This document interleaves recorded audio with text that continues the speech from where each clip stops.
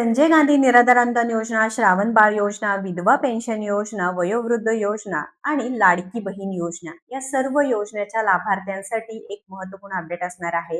आता तुम्ही म्हणाल की योजना वेगवेगळ्या आहेत, याचे विभाग वेगवेगळे आहेत. मग या योजना संदर्भात एकत्रितपणे महत्त्वाचे अपडेट कसं काय असू शकते? बरं, या योजनेच्या सर्व लाभार्थ्यांना 1,500 रुपये मिळतं, महिन्याला पेन्शन मिळतात किंवा लाडकी बहीण योजनेअंतर्गत देखील 1,500 रुपये लाभ मिळतो व दिव्यांग बांधवांना 2,500 रुपये लाभ मिळतो.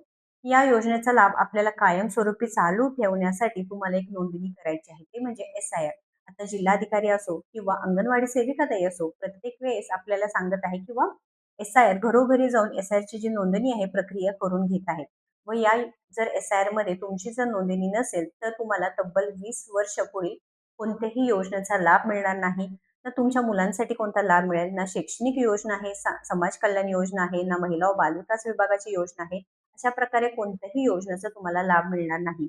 या संदर्भात आपले जे महसूल मंत्री आहेत चंद्रशेखर बावनकुळे साहेब यांनी देखील अपडेट दिली आहे की आपलं जे आधार कार्ड आहे व जे आपलं मतदान कार्ड आहे ते पूर्णपणे लिंकिंग होणार आहे. त्याचं लिंकिंग झाल्यानंतर सर्व डेटा एका डेटाबेसमध्ये जाणार आहे. पूर्णपणे जी माहिती आहे एकत्रितपणे जाणार आहे, ज्यामध्ये तुमचं रेशन देखील बंद होईल.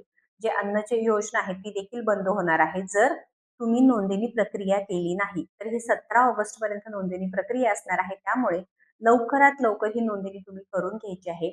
बरं, या संदर्भात तुम्ही जवळच्या अंगणवाडी सेविकाताई किंवा जवळचे जे जिल्हाधिकारी आहेत त्यांना तुम्ही प्रश्न विचारू शकता किंवा तुम्ही त्यांची मदत घेऊ शकता, कारण SIR ची नोंदणी अतिशय महत्त्वपूर्ण असणार आहे.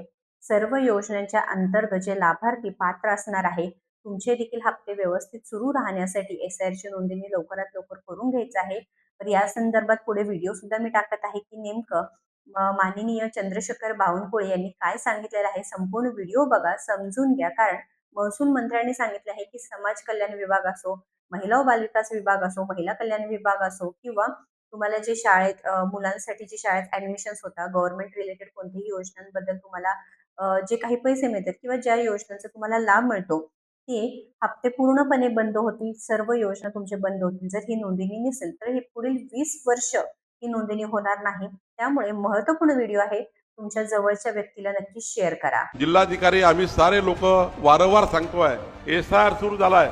तुमच्या मतदार नोंदणीमधल्या जुन्या याद्या रद्द झाल्या आहेत. जुनी यादी रद्द झाली आहे. आता नवीन यादी तयार करण्यासाठी काम चालू आहे. ही यादी तयार झाल्यानंतर पुढचे 20 वर्ष नवीन यादी तयार होणार नाही. या यादीमध्ये तुमचं नाव आलं नाही. तुम्ही हा विचार कराल, मागच्या यादीत माझं नाव होतं, या यादीत तसं नाही आहे. जुनी यादी रद्द झाली आहे. आता आपल्याला कोणत्याही परिस्थितीत 17 ऑगस्ट पर्यंत आपलं नाव आहे की नाही चेक करून घ्यायचं आहे. ज्यांचं नाव नसेल त्यांचं नाव कधी येणार नाही. मग अन्नाची योजना बंद, रेशनची योजना बंद, साऱ्या योजना या बंद होणार आहे. कारण आधार कार्ड आणि मतदार कार्डला तुमची योजना जोडणार आहे. तुमचं मतदार यादीत नाव नसेल, मुलाची ऍडमिशन कशी होईल, तुमच्या मुलाबाळांना कसं बेसाबेल त्या ठिकाणी योजना मिळेल. तुम्हाला अन्नाची योजना बंद, तुमची महिला बालकल्याण योजना बंद, तुम्हाला समाज कल्याणची योजना बंद. उद्याच्या बेलतरूट राहून काय फायदा होणार नाही. घर आहे पण फायदा नाही, कारण मतदारच नाही आहे, हक्कच नाही आहे. ना गावावर हक्क, ना मतदारावर हक्क. आणि म्हणून माझी विनंती आहे, बेलतरूट ही माहिती पाहिली आहे तर महत्त्वपूर्ण अपडेट आहे. जास्तीत जास्त व्हिडिओला शेअर करून पुढील सर्व सरकारी अपडेटसाठी आपल्या योजनेच्या पेजला व चॅनलला लवकरात लवकर फॉलो व सबस्क्राईब करा. धन्यवाद.